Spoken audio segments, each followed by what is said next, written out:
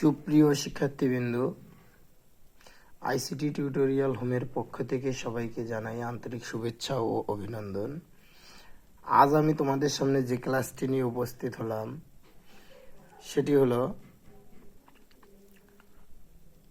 আমাদের 1+2+3+4 n ধারার যোগফল নির্ণয়ের অ্যালগরিদম, ফ্লোচার্ট এবং সি প্রোগ্রাম নিয়ে।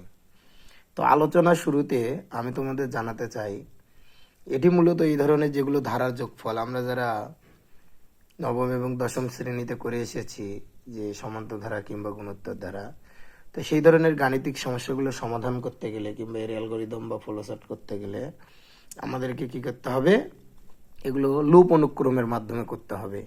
তো আমরা সবাই জানি লুপ অনুক্রমে আমাদের ফর লুপ আছে, হোয়াইল লুপ আছে, ডু হোয়াইল লুপ আছে, এবং গো টু লুপ আছে।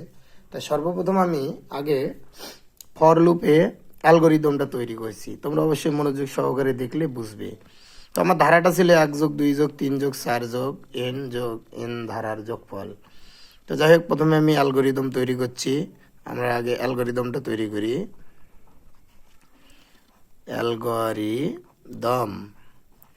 তো সুপ্রিয় শিক্ষার্থীবৃন্দু, অ্যালগরিদম কিভাবে তৈরি করতে হয় তোমরা নিশ্চয় এর আগেও দেখেছো। তো অ্যালগরিদমে ধাপ নির্ণয় করতে হয়, ধাপ। তো আমরা সর্বপ্রথম ধাপ নির্ণয় করব। ধাপ একে আমরা লিখব শুরু। ধাপ একে আমরা কি লিখি বলো? শুরু। ধাপ দুইয়ে কি লিখতে হয় শিক্ষার্থী বন্ধুরা? ধাপ দুইয়ে আমরা লিখব ইনপুট। ধাপ দুই লিখব ইনপুট। ইনপুট কি বলুন তো? যেহেতু আমাদের এগুলো সংখ্যা, আমরা n দিব। ধাপ তিনে কি দেবা প্রিয় শিক্ষার্থী বন্ধুরা? ধাপ তিনে দেবেন যে যোগফল। এগুলো আমাদের ধারার যেহেতু যোগফল, আমরা লিখবো যোগফল s সমান 0, i সমান দিয়ে দেবো হলো 1। 1 কেন? i বা a, এখানে আমরা i বা a ব্যবহার করতে পারি। i বা এটা হচ্ছে চলক এবং ধারার প্রথম পদ কত? 1, যার জন্য আমরা এখানে i সমান 1 দিব। ধাপ, তারপরে আমরা ধাপ লিখবো হলো 4। ধাপ 4 আমরা লিখবো যদি i গ্রেটার দেন সমান আমাদের শেষ পদ কত? n।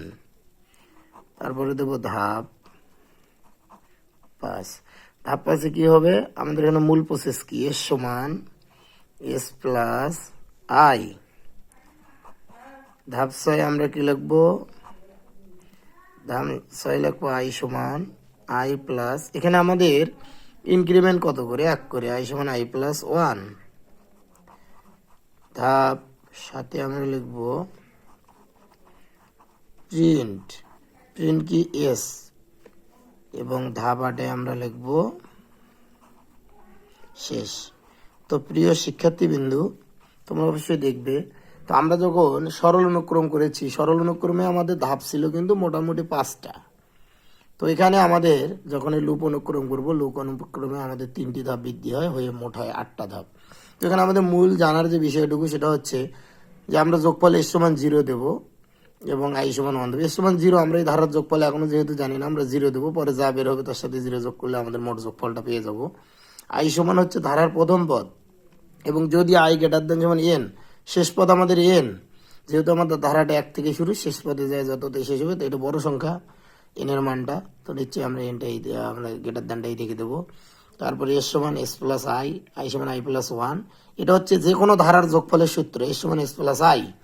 এবং এখানে আমি যেটা লিখছি ধারার, এখানে ইনক্রিমেন্ট। ইনক্রিমেন্ট মানে বৃদ্ধি। দেখো 1 এর পরে 2, 2 এর পরে 3 এর ব্যবধান কত করে পাচ্ছে? 1 করে। তাহলে i সমান i প্লাস 1। তারপরে প্রিন্ট কি করব? এই মূল প্রসেস s, তারপরে আমাদের শেষ। এটি হচ্ছে মূলত আমাদের অ্যালগরিদম। তো এইভাবে আমাদের ফ্লোচার্ট রয়েছে প্রিয় শিক্ষার্থীবৃন্দু। তো আমি পরের ক্লাসে তোমাদের ফ্লোচার্টটা দেখাচ্ছি। আর সেই পর্যন্ত তোমরা সবাই ভালো থাকো, সুস্থ থাকো। সবার সুস্বাস্থ্য কামনা করছি। সবাইকে ধন্যবাদ।